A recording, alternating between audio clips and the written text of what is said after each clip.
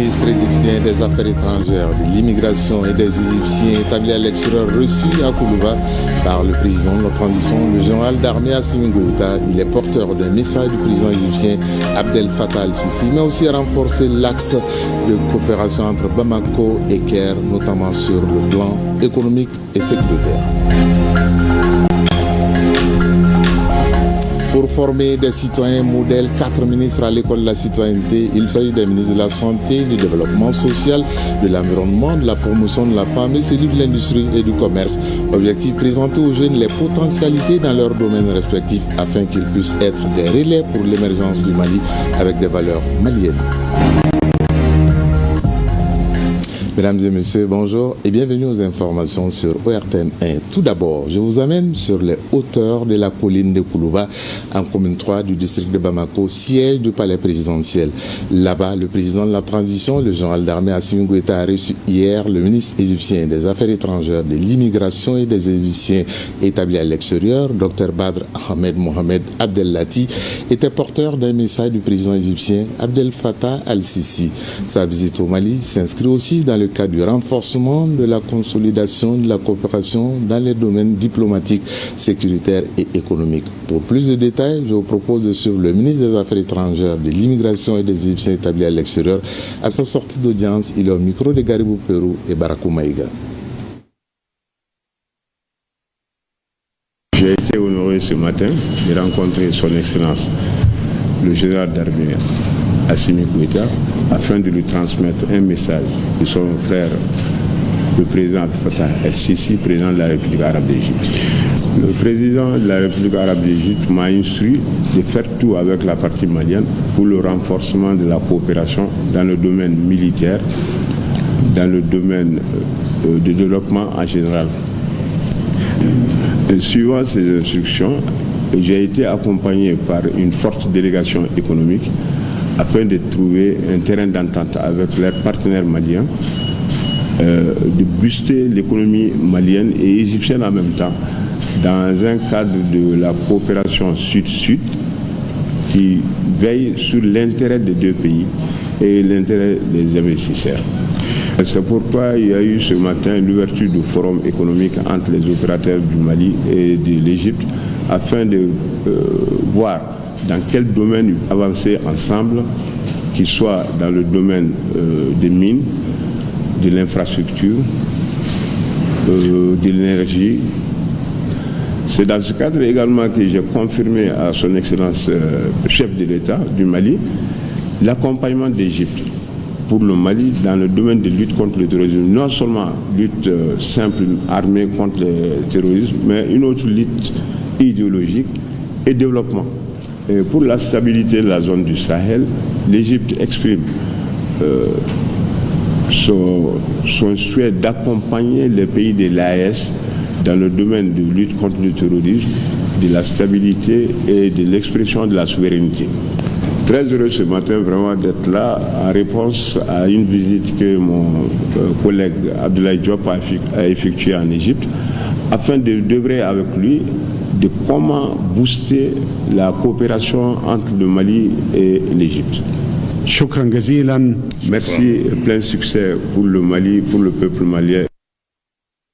Nous restons avec le ministre des Affaires étrangères, de l'immigration et des Égyptiens établis à l'extérieur, qui a une séance de travail avec son homologue malien, Abdoulaye Diop. Sur la table, le renforcement de la coopération bilatérale, notamment dans les domaines politiques, économiques, scientifiques, sécuritaires et culturels, ainsi que les questions régionales et internationales d'intérêt commun étaient à l'ordre du jour de cette rencontre. Un mémorandum d'entente a été signé entre les deux parties pour consigner ces points d'accord. Les détails, c'est avec Al-Husseini Touré. Le ministre des Affaires étrangères égyptien a choisi la date du 23 juillet, date anniversaire de l'indépendance de la République arabe d'Égypte, pour sa visite de travail au Mali. Ce qui témoigne, selon le ministre Abdoulaye Diop, de l'excellence des relations entre nos deux pays. Des relations qui datent de nos indépendances respectives et qui sont appelées à évoluer vers une amélioration de cette coopération pour la hisser à son juste niveau. Nous voulons travailler ensemble pour renforcer l'amitié, la solidarité entre la République arabe d'Égypte et le Mali. Je tiens à le dire, le Mali apprécie l'approche de l'Égypte, qui ne vient pas au Mali en tant que donneur de leçons, mais qui pense que, humblement, l'Égypte a une expérience à partager, a une approche, et que l'Égypte se tient en tant qu'ami et frère pour voir avec le Mali de quoi le Mali a besoin dans cette relation avec l'Égypte, parce que nous partageons le même espace, nous faisons face aux mêmes problèmes. Les groupes qui menacent l'Égypte sont les mêmes qui viennent menacer le Mali. Et nos pays, nos dirigeants comprennent qu'il faut que nous travaillions ensemble pour créer les capacités nécessaires pour faire face à la lutte contre le terrorisme. Mais aussi, au-delà de la lutte contre le terrorisme, pour lequel je tiens à remercier le concours de l'Égypte en termes de renforcement des capacités de nos forces de défense et de sécurité, aujourd'hui, nous essayons de travailler ensemble pour pouvoir renforcer et tisser des liens économiques et commerciaux étroits entre le Mali et la République d'Égypte.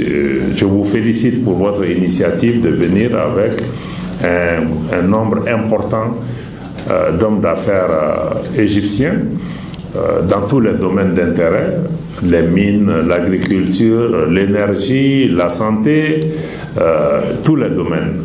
Pour sa part, le diplomate égyptien dit être au Mali par la volonté du président Al-Sisi, avec comme instruction d'appuyer le Mali dans tous les domaines dont il peut avoir besoin. L'Égypte estime qu'au-delà de la lutte armée, d'autres aspects sont à envisager pour lutter efficacement contre le fléau du terrorisme. Avec instruction directe du président Al-Fattah Sisi afin d'exprimer la solidarité égyptienne, sa disponibilité à appuyer la République du Mali dans tous les domaines, surtout le domaine de lutte contre le terrorisme. Au-delà de la bonne relation politique, diplomatique entre les deux pays, nous voulons cette fois-ci mettre l'accent sur la coopération économique qui pourra nourrir plus notre coopération qui ne date pas d'aujourd'hui. La République serbe du Mali a tout le droit de prendre toutes les dispositions nécessaires afin d'éradiquer le fléau du terrorisme. En fait, ce fléau n'est que la lutte militaire. Il y a d'autres aspects de la lutte qui consistent à la formation des éléments idéologiques pour faire face à l'extrémisme terroriste. Le mémorandum d'entente signé entre les deux pays est l'expression de la volonté commune du Mali et de l'Égypte de renforcer et de diversifier leur coopération. Ainsi, les domaines politiques, économiques, scientifiques, techniques et culturels, ainsi que les questions régionales et internationales d'intérêt commun ont été privilégiés. Les mémorandums d'entente visent par ailleurs à faciliter la coopération entre les institutions de recherche spécialisées dans les relations internationales et à s'accorder sur des programmes de formation et de perfectionnement des cadres des deux ministères. Autre point de la visite du chef de la diplomatie égyptienne dans notre pays, c'est sa rencontre avec les acteurs du monde des affaires du Mali, puisqu'au cours de sa venue à Bamako a eu lieu le forum économique et commercial entre les opérateurs économiques maliens et égyptiens. L'initiative de cette rencontre vise à renforcer les liens économiques pour un partenariat gagnant-gagnant et promouvoir les opportunités d'investissement entre le Mali et l'Égypte dans divers domaines. Le point de la cérémonie d'ouverture du forum, c'est avec Aridou Matina. Des investisseurs égyptiens œuvrant dans plusieurs domaines, entre autres l'économie, le commerce, l'industrie ou encore l'agriculture, sont à Bamako pour le forum Mali-Égypte. Cette rencontre d'affaires des opérateurs économiques, une manifestation de la volonté des plusieurs autorités maliennes et égyptiennes, vise à renforcer la coopération économique et commerciale entre les deux pays. Les échanges entre nos deux pays vont s'intensifier à l'issue de ces forums qui répondent parfaitement aux vœux des opérateurs économiques maliens et égyptiens. À cet effet, j'invite mes collègues opérateurs économiques à tirer le maximum de profit des rencontres de B2B qui se feront autour des secteurs ci-après, l'agriculture, le pétrole, l'exploitation minière, produits chimiques, industrie pharmaceutique et médicale, acier, textile et coton, construction, ingénierie électrique, informatique, agroalimentaire et télécommunications. C'est la première fois que des hommes d'affaires de l'Égypte viennent au Mali Et dans les domaines des infrastructures et de l'énergie, nous avons 4 colossales sociétés et qu'il est nécessaire de mener une coopération sud-sud. Et l'Égypte a beaucoup d'infrastructures qui travaillent dans le domaine de la fertilisation des terres et de l'agriculture. Et il y a aussi des sociétés spécialisées dans l'exploitation des mines et de l'or. Et comme vous voyez, il y a beaucoup de choses qui se passent et le terrain est très très vaste. Ce forum qui se veut gagnant-gagnant met en lumière le potentiel économique malien et permettra de nouer des relations d'affaires avec les investisseurs égyptiens à travers des rencontres B2B. Nous sommes tous là très très fiers sous les initiatives du président égyptien Abdel Fattah al-Sisi et aussi des autres responsables du pays pour partager aujourd'hui avec le peuple malien et ce secteur qui nous tient à cœur. Et nous sommes très très très attachés à ce que nous sommes en train d'évoquer et entreprendre ici. Et comme l'a dit son Excellence Monsieur le ministre des Affaires étrangères du Mali, Abdoulaye Diop, que les relations économiques et politiques ont leur valeur, mais aussi nous pensons que les aspects aussi économiques, il faut traduire aussi ces relations politiques et économiques en une réalité pratique pour le bien de nos 2 pays. La République du Mali est une très bonne destination pour tout investisseur étranger. Il regorge d'immenses potentialités qui offrent des opportunités d'investissement à tout homme d'affaires désirant s'établir dans notre pays. Et dans cette dynamique, les partenariats des privés publics sont encouragés, notamment l'investissement direct étranger. Ainsi, il me plaît d'informer les hommes d'affaires égyptiens ici présents que le ministère de l'Industrie et du Commerce dispose déjà des projets d'investissement bien ficelés et nous voulons impulser une forte croissance économique sur le continent dans le cadre des échanges intra-africains. La coopération sud-sud, et dans cette dynamique, ils peuvent compter sur le soutien politique de son Excellence le général Abdel Fattah, président de la République arabe d'Égypte, et le président de la transition chef de l'État du Mali, le gendarme Assimi Goïta. Cette journée économique regroupant acteurs du monde des affaires maliens et égyptiens constitue une nouvelle ère dans la coopération économique et commerciale entre les 2 pays. Ce communiqué qui vient de nous parvenir, le ministre de l'Éducation nationale informe les élèves, les parents d'élèves et l'ensemble de la communauté éducative que la proclamation des résultats du baccalauréat session de juin 2025 aura lieu ce vendredi 25 juin 2025 à partir de 15h sur l'ensemble du territoire national. Parlons à présent des citoyennetés et pour ça, prenons la direction du Palais des Pionniers à Sokoroudi, en commune sud du district de Bamako. Dans ce temple de formation de la jeunesse malienne, 4 membres du gouvernement se sont rendus pour partager avec les jeunes les informations relatives au fonctionnement, aux grandes orientations et aux perspectives de leurs départements respectifs. Il s'agit des ministres de la Santé et du Développement social, de l'Environnement, de la promotion de la femme, de celui de l'Industrie et du Commerce.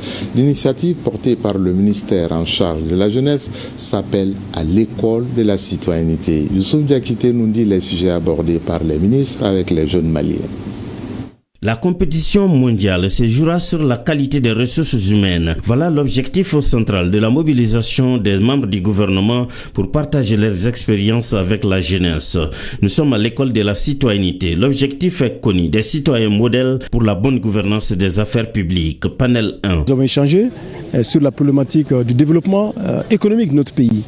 Et en parlant de développement économique, le premier principe de base que j'ai posé, c'est de compter sur soi-même.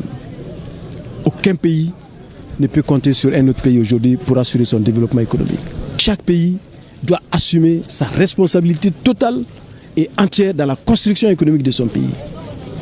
Et à ce titre, j'ai développé le concept du développement endogène. Ce développement endogène, en tant que principe de développement économique de notre pays, repose sur la capacité du Mali à produire ses biens de consommation, ses biens d'équipement et ses biens de service. La capacité du Mali à s'approprier de ses ressources naturelles, la capacité du Mali à réaliser les infrastructures de base qui vont être le socle sur lequel va se bâtir le développement économique et sociale de notre pays.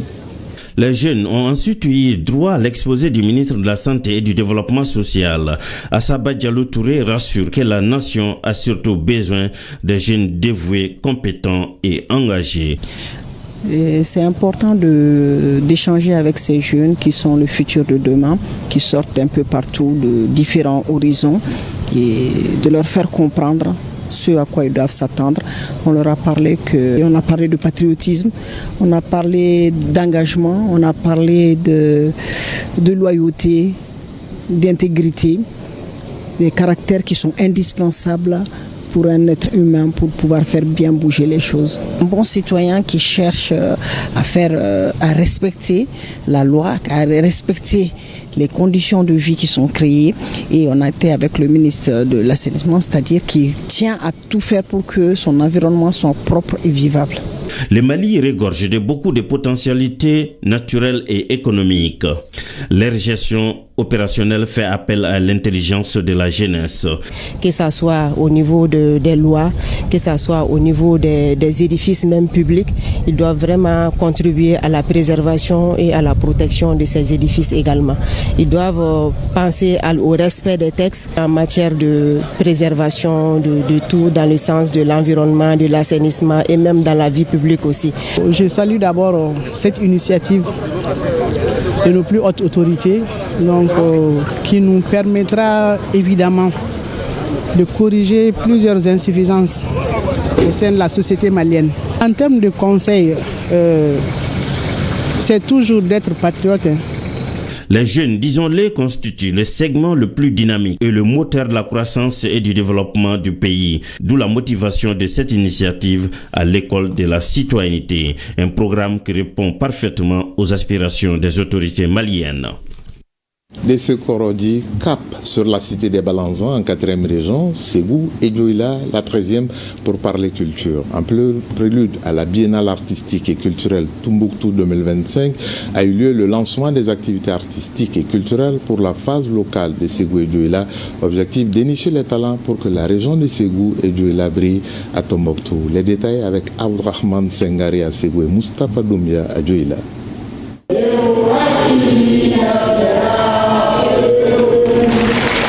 L'intonation de l'hymne national en langue bamanan par les pionniers, la prestation de l'orchestre régional, les passages des différentes troupes des communes du cercle de Ségou sont entre autres temps forts de la cérémonie de lancement de la phase locale des activités artistiques et culturelles pour la Biennale de Tombouctou, édition 2025. Un espace d'expression de l'identité culturelle du donner et du recevoir. Nous avons le devoir en tant que collectivité territoriale d'accompagner, de soutenir et d'encourager cette dynamique afin que Ségou continue de jouer son rôle de capitale culturelle du Mali, rôle qu'elle assume avec fierté depuis plusieurs décennies. Au niveau local, toutes les communes n'ont pas d'orchestre. Donc ça va être le solo de chant, l'ensemble instrumental, la pièce de théâtre et puis la danse traditionnelle. Pour le préfet du cercle de Ségou, le thème de cette édition 2025, la culture socle pour l'ancrage de la 4e République, est une invitation à la réflexion et à l'action. À l'instar des autres cercles, vous allez 5 jours durant, à travers pièces de théâtre, danse traditionnelle, solo de chant et ensemble instrumental, magnifier l'unité nationale, faire barrière à la division, lancer des messages de portée éducative, mais surtout toucher du doigt les maux qui rongent notre société et qui ont pour nom drogue, banditisme, gain facile. Du 21 au 25 juillet, les 13 communes du cercle vont compétir dans les disciplines à savoir la pièce de théâtre, la danse traditionnelle, le solo de chant et l'ensemble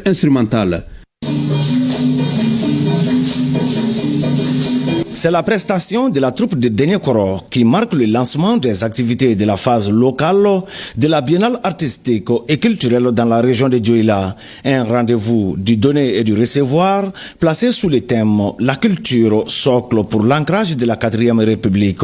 Le cadre est des mieux indiqué pour rappeler l'importance de la culture malienne dont celle de la 13e région administrative. La culture demeure l'outil le plus efficace pour préparer les esprits à cultiver durablement la paix. Ce lancement donne ainsi le ton des compétitions au niveau des 6 cercles de la région de Dioïla.